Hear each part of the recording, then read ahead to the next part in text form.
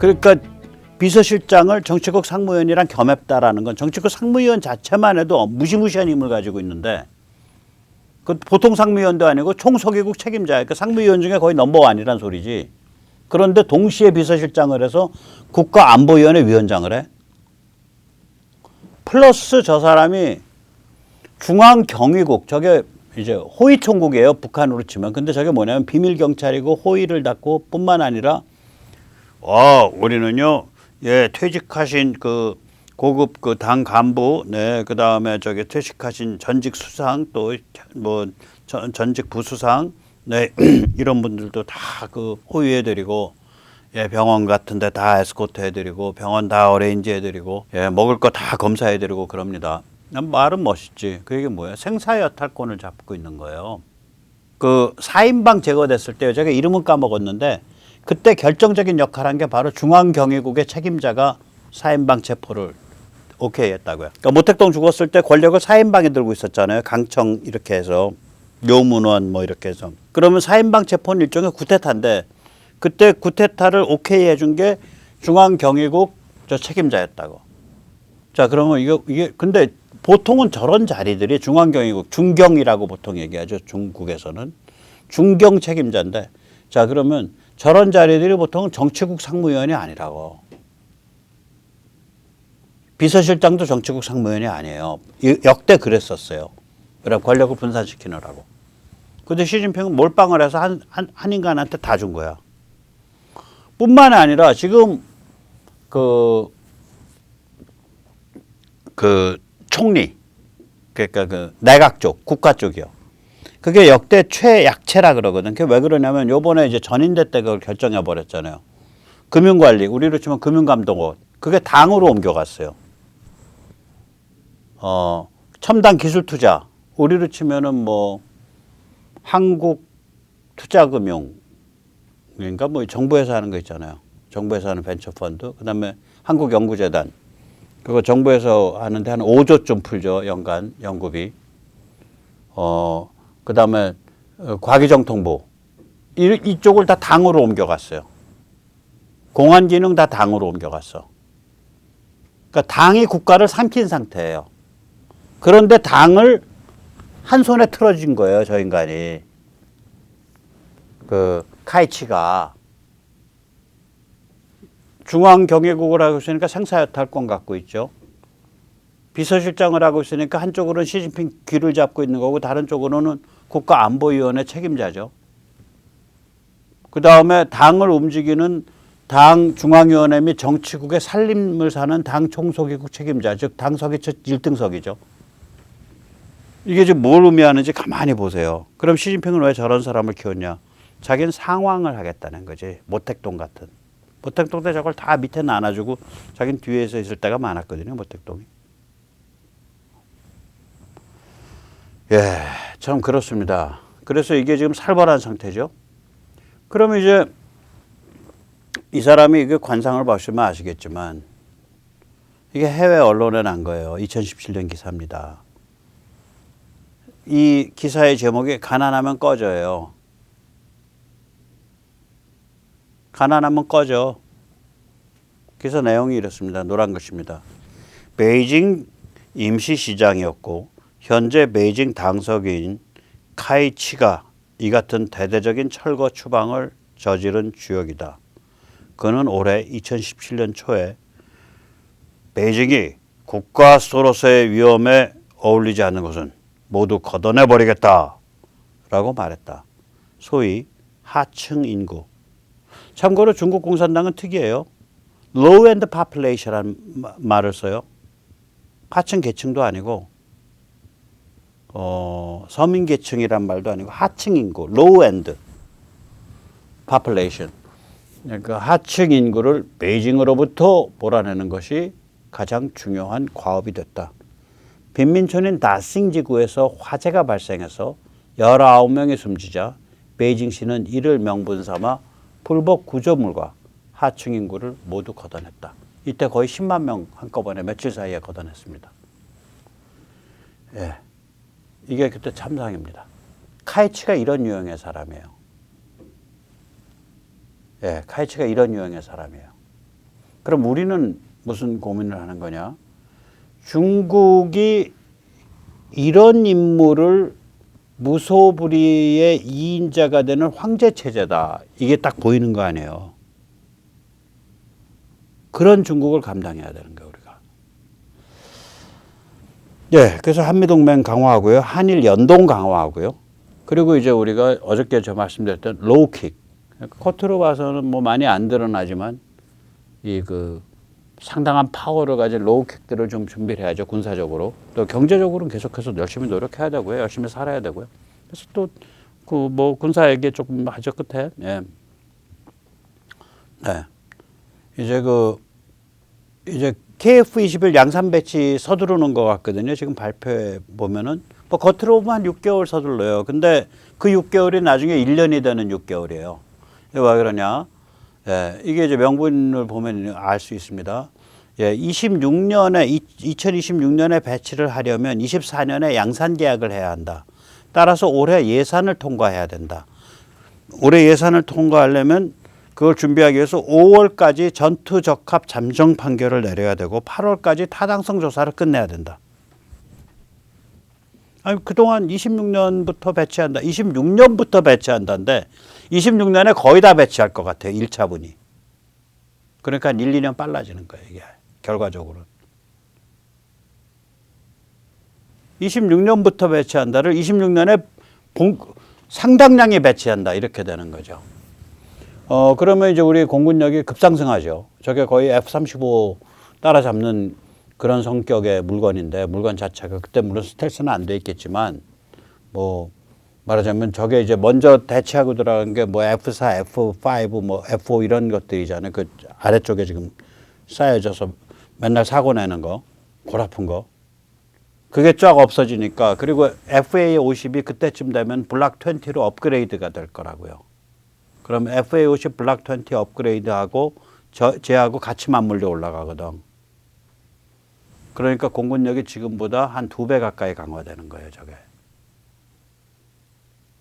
그러니까 우리 공군이 FA-50 블락 20급 이상만 존재하게 되는 거예요. 2028년쯤 되면. 우리 공군의 맨 아래 가장 로우스트 엔드가 나름들이 그래도 그게 F-16이 한 80% 성능은 되라고 말하는 FA-50으로 깔려버리는 거고 그 위급이 F-16, 그다음 F-16, 그거보다 좀 더 위급이 F-15하고 KF-21, 그거보다 위급이 F-35 이렇게 해서 구축되니까 이거는 그렇게 해서 이게 F-35가 한 60대, 지금 40대에서 20대 더 들어온다. 60대 기타 등등 해서 그 4.5세대 이상 비행기들이 F-15도 지금 뭐 엄청 돈 들여서 업그레이드 한다는 거 아니에요? 그 업그레이드 할 만한 업그레이드예요. 그 굉장히 성능 좋아져요. 하면 돈은 많이 들죠. 몇 조 들죠. 예, 그렇게 해서 여기가 빵빵해져 버리면 이게 무시무시한 거죠. 그리고 맨 아랫단을 그 FA-50 블락 20가 받아주면. 그래서 그런 게 이제 하나가 이제 치명적 로우킥이 하나 되는 거고요. 이게 이제 플랫폼 아니에요. 플랫폼이라는 건 적의 성공을 할 때는 다른 걸 끌고 들어오거든. 그 중에 하나 이제 뭐 미사일은 사람들이 잘 할 수 있는데 잘 느끼지 못하는 게 뭐냐면 이거라고요. 링크 K예요. 그러면 지금 우리 링크 K가 기본형이라는 게 뭐냐면 함정하고 저기 육군 쪽만 쓰잖아요. 지금 그게 기본형이에요. 비행기가 써야 이제 제대로 완성되는 거거든. 그래서 저걸 완성형이라고 해요. 그러니까 육해공이 다 연결되는 거죠. 링크 K가. 이 KF-21을 2026년에 실전 배치하겠다라는 얘기는 아마도 링크 K 완성형이 공군 쪽에 2026년까지 들어온다는 얘기가 돼요. 예. 그러면 이제 전투기 연결되고요. 위성도 연결되죠. 지금 뭐 그 민간이라고 돼 있긴 하지만 오늘 저기 위성 올라갔죠. 저 브라질인가 어디서 위탁해서 쏘아 올렸죠. 저기 그 GPS 그 좌표 보정하는 위성. 또 오늘 미국에서는 우리랑 별로 관계는 없지만 미국에서는 저기 3D 프린팅한 로켓이 올라갔죠. 오늘 발사체가. 이제 로켓을 휘고 이렇게 그렇게 하는 게 아니라 3D 프린팅으로 이렇게 로켓을 만드는 그런 게 된 거죠. 그래서 이게 이제 이런 일은 뭐를 의미하게 되냐면 이제 그 위성에서부터 잠수함 잠수정까지 다영역 융통합. 그러니까 우주, 공군, 육해군, 그 다음에 수중까지 다영역 융통합이 일어난다는 얘기고요. 그렇게 해서 링크까지 자기가 갖춰서 돌아가니까 저게 연동형 독립 완결 구조가 되죠. IIT. 이게 빨라진다는 얘기예요.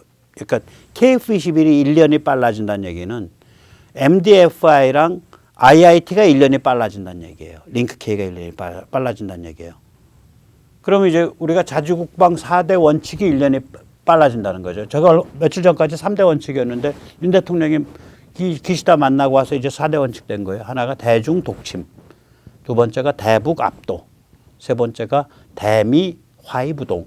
그러니까 미국이랑 연동하지만 뭐 좀 이상한 게 서로 입장이 다를 때는 우리가 단독으로 움직일 수 있다. 이게 대미 화의 부동이죠. 그리고 대일 연동. 네, 저런 걸 준비를 해야죠. 중국의 저런 아니 뭐 카이치 같은 자를 무소불위의 2인자로 만드는 황제 체제. 그럼 뭐 맛 같다고 봐야지. 저거 어떻게 보나. 아이고.